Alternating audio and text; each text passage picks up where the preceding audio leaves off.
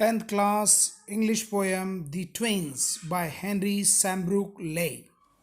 Namaskar मित्रांनो, welcome in MV Education's another episode of the poem The Twins. Today we are going to learn and understand the poem, the meaning of poem The Twins. In form and feature, face and limb. I grieve so like my brother that the folks got taking me for him and each for one another. It puzzled all our kith and kin. It reached a fearful pitch, for one of us was born a twin, yet not a soul knew which. One day, to make the matter worse, before our names were fixed, as we were being washed by nurse, we got completely mixed. And thus you see, by the face degree, or rather nurse him, my brother John christened me and I got christened him. This fatal likeliness even dogged my footstep when at school, and I was always getting flogged, for John turned out a fool. I put this question ruthlessly to everyone I knew. What would you do if you were me, to prove that you were you? Our close resemblance turned the tide of my domestic life, for somehow my intended bride became my brother's wife. In fact, years after years, the same absurd mistakes went on, and when I died, the neighbor came and buried Brother John and buried Brother John. This poem was written by Henry Sambrook Leigh.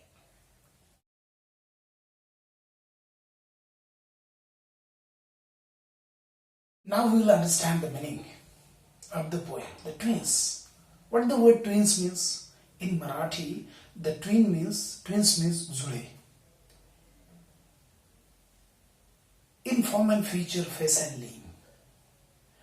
In the appearance, form and feature means in the appearance, and by the organs, like the face and whatever the organs they do have.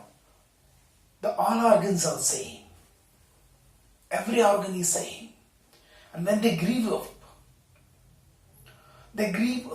in the same way, in the same pattern. The body structures remain the same. Lots of time what happen when the twin born, but when they grieve up, their form and feature changes. But here in the case with Henry and John, they both grieve up in a same way, in a same pattern. And when the people say, folk means people, when people says, लोक ज्यावेळेस त्यांना बघायचे त्यांचे म्हणजे अवयवानी सारखेच वाढले, त्यांची वाढ झाल्यानंतर ते सारखेच वाढले. And when the people were talking about them, when the people saw them and when people talk about them, just लोक त्यांना बघायची, त्यांच्या सोबत बोलायचे. They take them with each another. If they want to talk Henry, they talk to the John, and when they want to talk to the John, they talk to the Henry. When these two brothers came in front of the people start playing the game. What's the name of that game? That spot the error. Means whatever the difference, they try to identify. की ज्यावेळेस लोकांसमोर यायचे, लोकांना ते दोघे इतके सारखे वाटायचे, लोक त्यांच्यातला फरक शोधायचे. अरे याचे डोळे थोडेसे वेगळे दिसत आहेत का, याचं नाक वेगळं आहे का, याची कानं वेगळी आहेत का, आणि असं का शोधायचे की त्यांना ओळखायला आलं पाहिजे. But it is always been a confusion, not only to the friends but also kith and kin, means also to the relatives. त्यांच्या नातेवाईकांना सुद्धा कन्फ्युजन व्हायचं. and it went to a fearful pitch, इतक्या भयानक याच्यावर गेलं, when they born as a twin, nobody knows which. त्यांना कळालं नाही कोणता बॉर्न झालाय, म्हणजे ट्विन कोणता आहे, लहान कोणता आहे, मोठा कोणता आहे, अगोदर कोणाचा जन्म झाला, नंतर कोणाचा जन्म झाला. And one day the matter become very वर्स. हा जो मॅटर झालेला होता ट्विन्सचा इतका म्हणजे वाईट अवस्थेला गेला, किंवा इतक्या अंतापर्यंत गेला. When their names were being fixed, त्यांची नावं ज्यावेळेस फिक्स करायची ठरली की आता या दोघांना नावं द्यायची, नावं ठेवायची यांची. The names were being fixed. मग नावं ठेवायची तर nurse took them to the for getting the bath. त्या नर्सनं त्यांना आंघोळीला घेऊन गेले. And they got completely mixed which one the first one and which is the second one. And by the fate's degree, त्यांचा नशिबाचा फेरा बघा, नशीब बघा त्यांचं. by the fate's degree or by the nurse mistake, त्या नर्सच्या चुकीनं my brother John got Christian me, की माझा भाऊ जो जॉन आहे त्याला माझं नाव दिलं आणि मला त्याचं नाव दिलं. I christened him. याचं नाव त्याला दिलं गेलं आणि त्याचं नाव याला दिलं गेलं, म्हणजे दोघांची नावं वेगवेगळे दिले गेले. इतकं कन्फ्युजन झालंय. Because the both looks same, twins both look same. And this things went on in their life from childhood. their fatal likeliness even doubt, and their future, their what we can say, the things which continued in their life. त्यांचं दुर्दैव त्यांच्या पाठीमाग पळतच होतं. My footstep when at the school, आणि शाळेत गेल्यानंतर one of the child, one of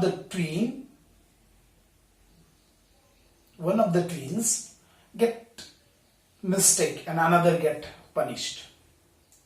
एकाला शिक्षा व्हायची, पण तो ज्याला शिक्षा व्हायची त्यानं तो गुन्हा केलेला नसायचा. And this things went on in the school also, because teachers also get confused. ते शिक्षकांना सुद्धा कन्फ्युजन व्हायचंय. Who is John and who is Henry? And this question always came to the mind. I am getting the punishment for nothing. There is no fault and he is getting the punishment. त्याचा काहीच गुन्हा नसायचा, पण तरी सुद्धा त्याला शिक्षा मिळायची. असं वारंवार वारंवार वारंवार ज्यावेळेस झालं, त्याच्या मनात प्रश्न निर्माण व्हायचे की असं का मग बरं होतं. आणि मग मी प्रश्न विचारायचो लोकांना. I put the question fruitlessly to the everyone I knew. प्रत्येकाला मी हा प्रश्न विचारायचो, आणि प्रश्न फार मजेशीर आहे. What would you do if you were me? तू काय करशील जर तू माझ्या जागी असशील? बरोबर नाही?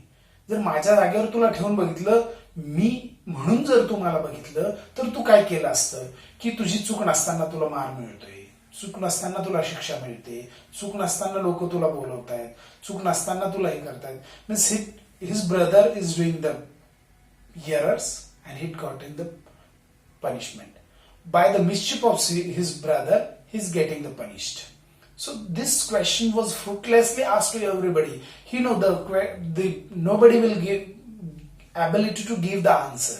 Nobody has the answer to give him for his question. कुणाकडेच त्याचं उत्तर नव्हतं की काय करावं, कसं उत्तर द्यावं. कुणाकडेच त्याचं उत्तर नव्हतं.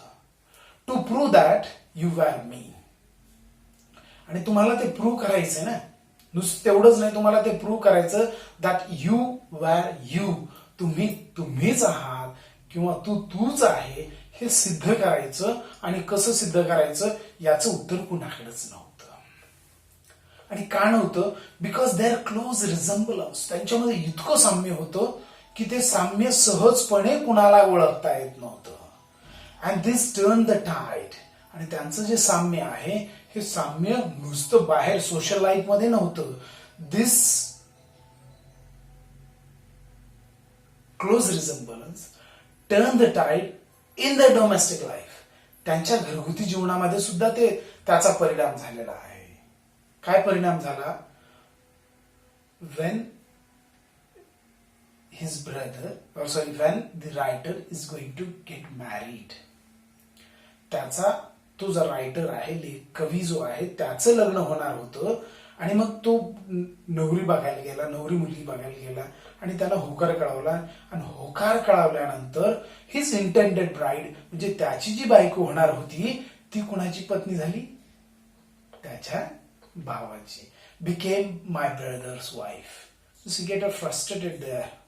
त्याला फार राग आला या गोष्टीचा की आता अशा किती चुका. And same absurd mistakes went on years and years. आणि अशा ज्या चुका होत्या त्या वर्षानुवर्ष अशा चुका चालू होत्या. म्हणजे नुसतं लग्नापर्यंत हे ह्युमरिक मिस्टेक द्या सोडून पण अशा वारंवार गोष्टी चालू होत्या. आणि याचा शेवट मात्र फार भयानक झाला. अँड वेन आय डाईड, तो लेखक म्हणतो की मी ज्यावेळेस मेलो, my neighbours came and they picked his brother and buried. म्हणजे त्याला उचललं, त्याच्या भावाला, मेला कवी पण त्याच्या भावाला उचललं आणि त्यांनी त्या ठिकाणी त्याला पुरून टाकलं. ही कविता हेनरी सॅम्ब्रुक ले यांनी लिहिलेली आहे. ज्यांनी या चॅनलवर आतापर्यंत नवीन आहेत त्यांनी या चॅनलला सबस्क्राईब करा, याला लाईक करा, होईल तेवढं शेअर करा. म्हणजे आपल्याला भविष्यामध्ये आणखी MV एज्युकेशन चॅनलवर वेगवेगळे व्हिडिओ आपल्याला एज्युकेशन रिलेटेड बघता येतील. धन्यवाद विद्यार्थी मित्रांनो, धन्यवाद.